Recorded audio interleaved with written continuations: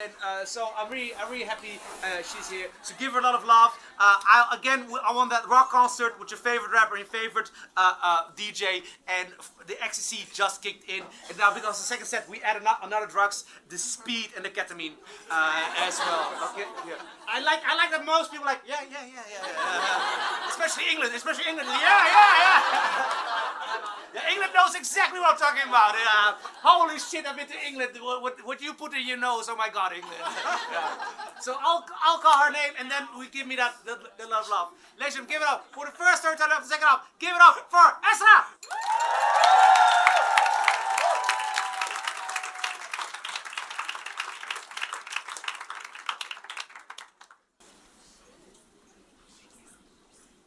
When my cousin Halime was born, our mothers quickly introduced us to each other.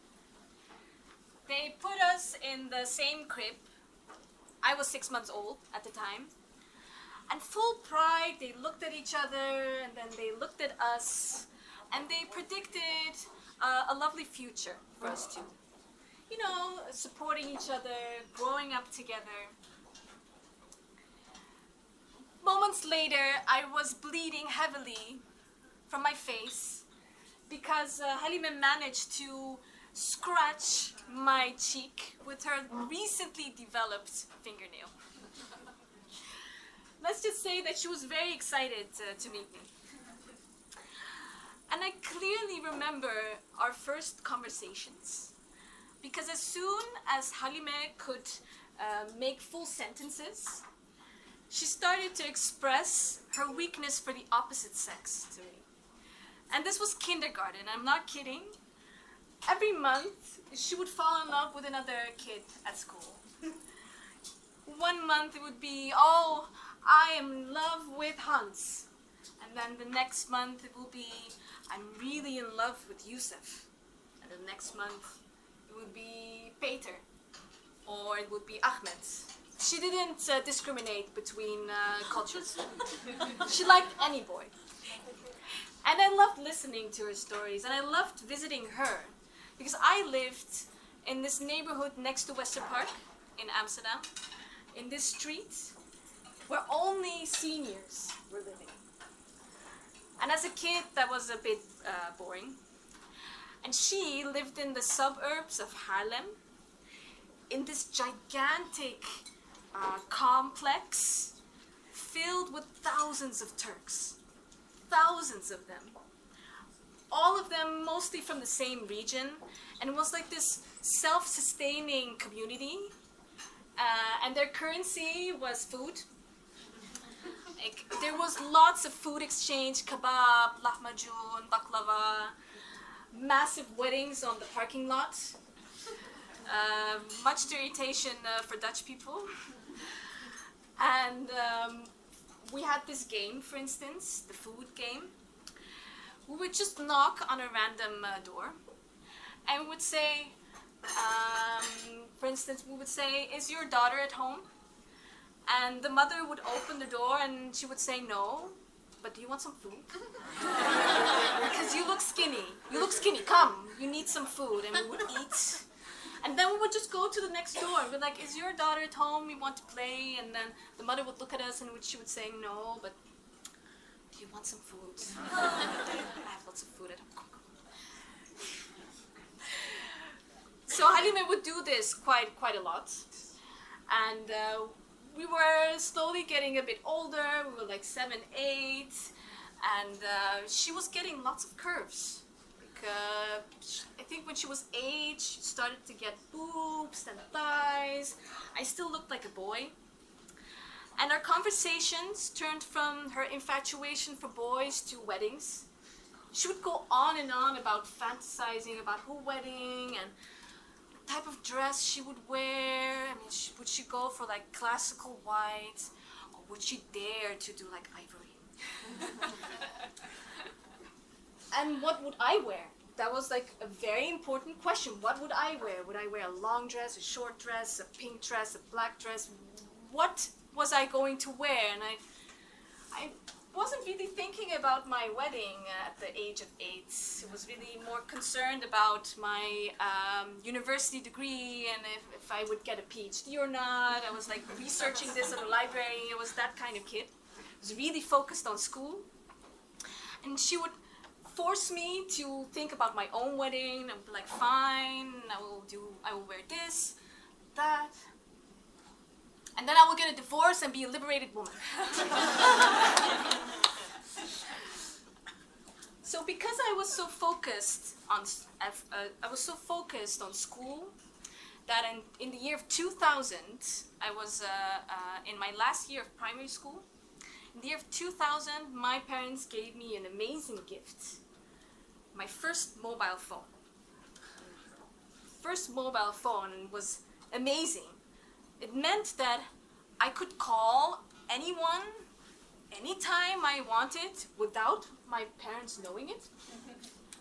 Not that I had anyone to call at that time, but it was nice, and I couldn't wait to show Halime, my best friend, this gift. She was in Turkey at the time, so I waited and waited, and at the end of the summer, she came back. We met at her place, and I showed her my phone, and she looked at it and she said, "This is a God's gift. Because you know, Esra, I am so in love with a boy, and this time it's serious." Serious? You know, we're both 10. There's not such a thing as serious. She said, "No, this time it's really serious. I'm in love with him, he's in love with me, and we will get married."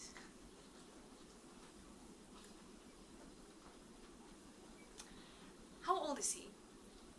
I asked. She looked at me, she looked away. 18. 18. Yeah. From our village. And he has a good job. He's the assistant of the bakery. And he's going to provide for me. And we'll have a lovely family, and we'll get married, and you will be my bridesmaid, and our children will be best friends. Can I call him with your phone? I looked at her. I looked at my phone. It had 10 guilders, beltgoed, on it. And I gave it to her. Half hour of a phone call and my beltgoed was finished. Finished. A couple of weeks later, I started school again. I also started this habit that I still have to this day. I forgot my phone. But I mean, who's going to call me anyway, right? That day, while my mother was cleaning the house, my phone rang. That's odd. My mother picked up the phone, she said hello, and someone hung up. Half hour later, phone is calling, she's picking up, hello. The third time she picks up and she says, "Who is this?" And this guy is telling her that he really wants to speak to Halime. And my mother tells him that Halime doesn't live here, and he hangs up, and she starts thinking. And it doesn't take her a long time before she figures out what happened. And before I went back home, everybody knew. Everyone in the village, everyone in this big complex in Haarlem. And that day, when I came back from school, my parents were sitting in the living room, my phone on the table. Tell us, what happened? I look at my parents. I don't know what you're talking about. The phone? I don't know what you're talking about. Someone called us. start telling me, and my mother is looking at me. She's like, "You're not involved in this?" I said, "No." "Well, what about your phone?" And I look at her and I say, "She must have taken it from me."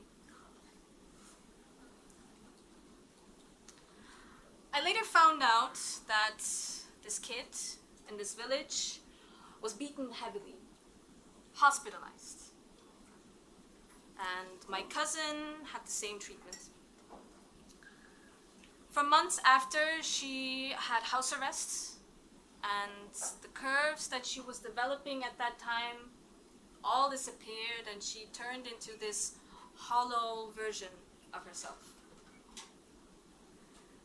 And up until this day, when we meet at official family events, she looks at me with her hollow eyes, with lots of questions, and I look back at her.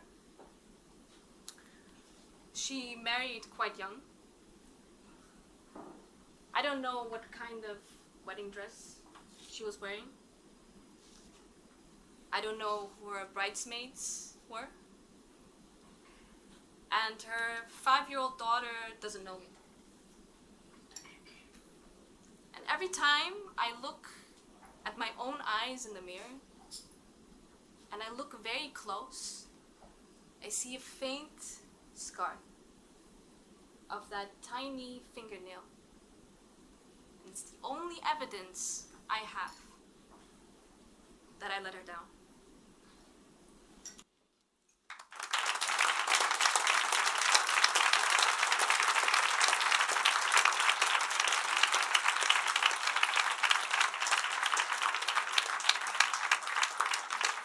Get up, Esra!